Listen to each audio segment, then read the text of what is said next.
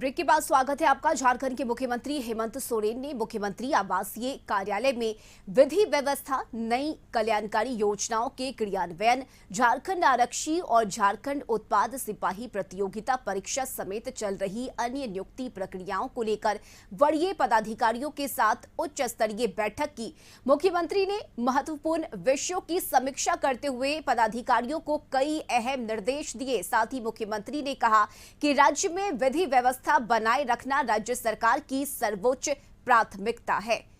और पूरे राज्य में भयमुक्त वातावरण बने रहे, इसके लिए अपराध और अपराधियों पर नियंत्रण के लिए सभी ठोस कदम उठाएं। मुख्यमंत्री ने आगे कहा कि आपराधिक कांडों में शामिल अपराधियों की पहचान कर उनके खिलाफ कड़ी कार्रवाई करें।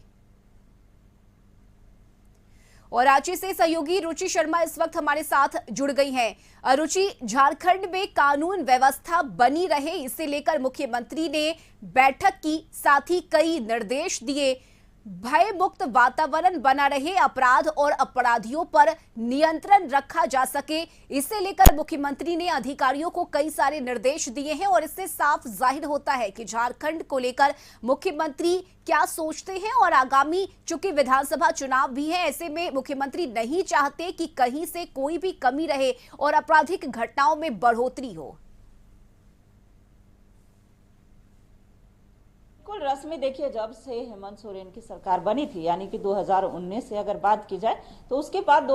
दो वर्ष कोरोना में बीत गए, यानी कि कोविड काल में बीत गए। उसके बाद लगातार मुख्यमंत्री कोविड काल में भी लगातार ये उनका प्रयास रहा था कि राज्य में कैसे विधि व्यवस्था बनी रहे, खास करके चूंकि कार्मिक विभाग उनके पास है और ऐसे में विधि व्यवस्था के साथ साथ राज्य में विकास के कार्य होते रहे,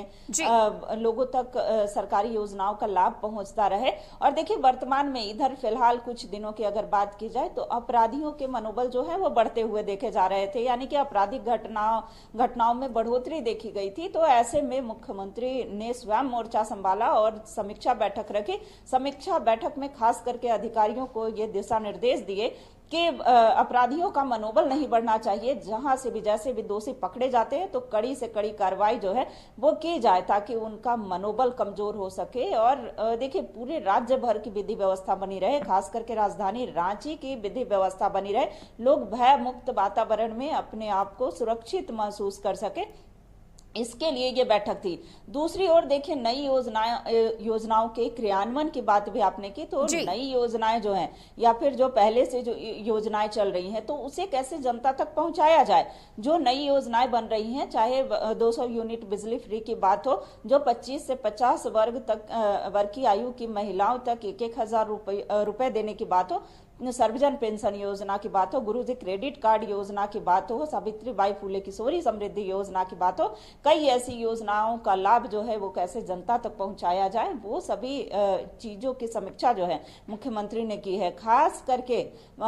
देखिए कानून व्यवस्था बनी रहे, प्रशासनिक व्यवस्था बनी रहे, इसके लिए ताकि देखिए वीवीआईपी के साथ साथ आम जनमानस भी अपने आप को सुरक्षित महसूस कर सके, सुरक्षित वातावरण में रह सके, इसके लिए ये मुख्यमंत्री की समीक्षा थी और ये सख्त दिशा निर्देश दिए गए हैं ताकि राजधानी के साथ साथ पूरे राज्य भर में विधि व्यवस्था बनी रहे। देखिए जो चूंकि राज्य में विपक्षी पार्टी है और लगातार सरकार पर सवाल उठाती रही है और आगामी दिनों में विधानसभा के चुनाव भी हैं, तो विपक्ष की भूमिका ही होती है कि सरकार को सही मार्ग